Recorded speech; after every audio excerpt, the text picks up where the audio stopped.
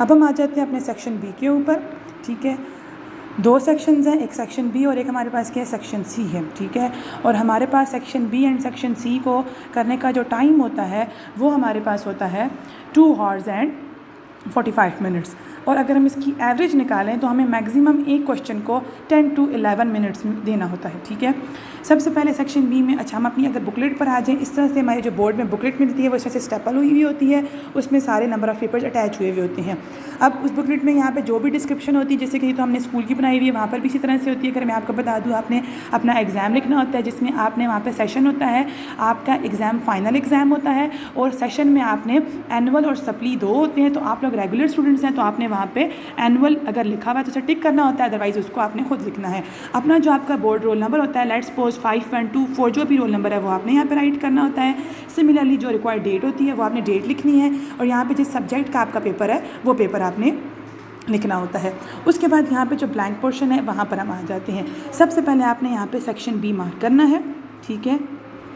जितनी आपकी paper appearance NEET अच्छी होगी, प्रेजेंटेशन अच्छी होगी, उतना आपके जो है चेकर पे, एग्जामिनर पे इंप्रेशन अच्छा होगा, और आपको उतने आपका पेपर में मार्क्स अच्छे आएंगे। मटेरियल भी होना चाहिए बट साथ प्रेजेंटेशन भी होनी चाहिए।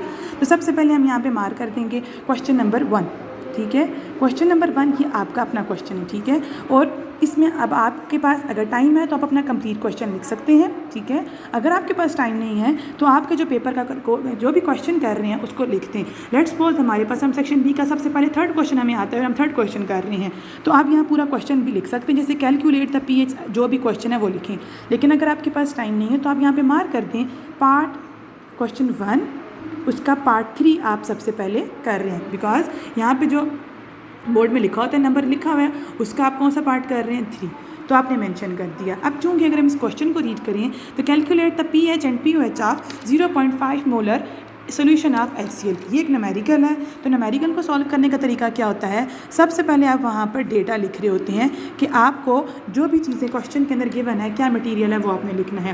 तो यहाँ पे देखें calculate the pH and pOH of 0.5 molar solution of HCl। 0.5 molar it is concentration, and concentration is represented by square bracket, but किसकी कंसनट्रेशन है, HCl। तो HCl is an acid, and acid हमारे पास प्रोड्यूस कर रहा होता है hydrogen आइन, so it is the concentration of hydrogen आइन एंड इट इज़ 0.5 मोलर। तो सबसे पहले हमने इसको साइंटिफिक नोटेशन में कन्वर्ट कर देना है, तो ये आ जाएगा 5 × 10⁻⁻1। इसके अलावा हमने फाइंड क्या करना है, calculate the pH and pOH. तो हमने पीएच कैलकुलेट करनी है एंड पीओएच कैलकुलेट करनी है। तो ये वो चीज़ें थी जो हमारे पास क्वेश्चन के अंदर गिवन रिक्वायर्ड थी। अब हमने जो सॉल्व करना है, हम आ जाते हैं अपने सोल्यूशन के ऊपर। सबसे पहले हम इजीली क्या फाइंड कर सकते हैं, पीएच या पीओएच। तो गिवन कंसंट्रेशन हमारे पास हाइड्रोजन आयन सी है, तो पहले हम क्या फाइंड कर लेंगे, पीएच। तो पीएच का फॉर्मूला क्या होता है, pH is equals to negative log of hydrogen ion. अब एज इट इज़ हमने डायरेक्ट नहीं पुट कर देना, हम सबसे बताएंगे, पहले थोड़ी सी डिस्क्रिप्शन दे देंगे। एज वी नो, या हम ये भी लिख सकते हैं अकॉर्डिंग टू फार्मूला ऑफ या according to equation of pH is equals to negative log of H ion. थोड़ा सा हमने इसको अच्छा करके बता दिया, फार्मूला तो यही है बट उसकी प्रेजेंटेशन हमने बता दी कि किस इक्वेशन से हम कर रहे हैं, किसी फार्मूला के थ्रू इसको हम सॉल्व कर रहे हैं। अब इसमें हम क्या कर देंगे, putting the value of concentration of hydrogen आइन, ठीक है, और वो हमारे पास क्या थी, 5 × 10⁻⁻1। तो नेगेटिव लॉग ऑफ 5 × 10⁻⁻1। देन हम इसके ऊपर जो भी मैथमेटिकल ऑपरेशन है वो अप्लाई कर देंगे कि लॉग मल्टीप्लिकेशन पे हो तो दोनों टर्म्स को मिलता है, और दरमियान में जो है उनके मिड में प्लस एडिशन का साइन आ जाता है। और इसको हमने जैसे नॉर्मल हम सॉल्व करते हैं, जो भी इसका यहाँ पे न्यूमेरिकल वैल्यू आ जाएगी plus minus minus -1 and log of 10, इस तरह से हमारे पास पीएच की एक रिक्वायर्ड वैल्यू आ जाएगी। तो ये हमने फर्स्ट क्वेश्चन अटैम्प्ट कर लिया। ये तो न्यूमेरिकल था जिसको हमने सिंपल किया। नेक्स्ट जो हमारे पास क्वेश्चन है इनको हम किस तरह से करेंगे, क्वेश्चन नंबर 2, आप ये नंबरिंग जो है ये आपकी है।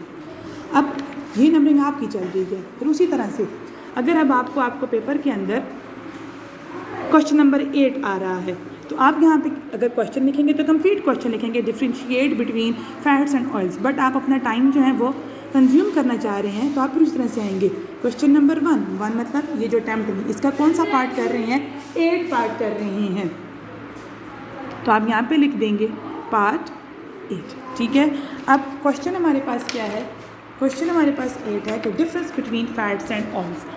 जब भी आपके पास पेपर में डिफरेंस आए तो आप कोशिश करें डिफरेंस को मार्जिन लाइन लगा के मिड लाइन उसको ऐसे डिफरेंस कॉलम में करें, क्योंकि डिफरेंस इज कंपैरिजन, और कंपैरिजन जब बिल्कुल साइड बाय साइड आएगा तो एग्जामिनर के लिए इजी हो जाता है, वो इजीली उसको अंडरस्टैंड करके आपका टिक कर रहा होता है। जब हम पहले एक चीज़ की डिस्क्रिप्शन दे रहे हैं फिर दूसरी चीज़ की डिस्क्रिप्शन दे रहे हैं तो उससे ये बेस्ट वे है कि हम उसको साइड बाय साइड एक दूसरे के कंपैरिजन में प्रेजेंट करें।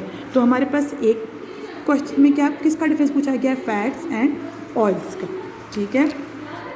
अब ये चीज़ हमें सारे पॉइंट्स आते हैं, लेकिन उससे भी अच्छी चीज़ क्या है कि हम इसकी हेडिंग, फर्स्ट हेडिंग क्या होनी चाहिए, दोनों की डेफिनेशन, जो भी रिक्वायर्ड डेफिनेशन है सबसे पहले हम, क्योंकि दोनों की डेफिनेशन में मेजर डिफरेंस होगा वो, उसके बाद नेक्स्ट देयर फिजिकल स्टेट, और हमने ये कोशिश करनी है कि इसकी डेफिनेशन के आगे इसकी फिजिकल स्टेट ना आए, इसकी फिजिकल स्टेट के आगे उसकी जो है मेल्टिंग पॉइंट बॉइलिंग पॉइंट ना आए, जो इसकी डिस्क्रिप्शन दे रहे हैं उसी के सामने दूसरी की डिस्क्रिप्शन भी होनी चाहिए।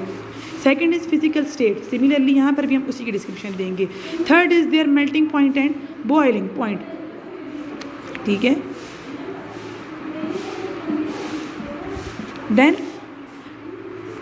फर्दर हाइड्रोजनेशन इनमें हो सकती है या नहीं हो सकती, तो हाइड्रोजनेशन एज वी नो के फैट्स आर सैचुरेटेड, यहाँ पे कोई फर्दर हाइड्रोजनेशन नहीं हो सकती, बट ऑयल्स आर अनसैचुरेटेड, इनमें फर्दर हाइड्रोजनेशन हो सकती है, ठीक है। लास्ट में फिर हम आ जाएंगे मस्ट इनकी एग्जाम्पल पे। पहले हमने इनकी एग्जाम्पल के नेम्स लिखने हैं, उसके बाद हमने उनके केमिकल स्ट्रक्चर्स जो हैं वो ड्रॉ करने हैं। तो क्योंकि शॉर्ट क्वेश्चन हमारे पास 4 मार्क्स का होता है तो मैक्सिमम 4 to 5 हेडिंग्स हमारे पास होनी चाहिए, क्योंकि हमने पूरे कंप्लीट 4 मार्क्स का प्रेजेंट करना है।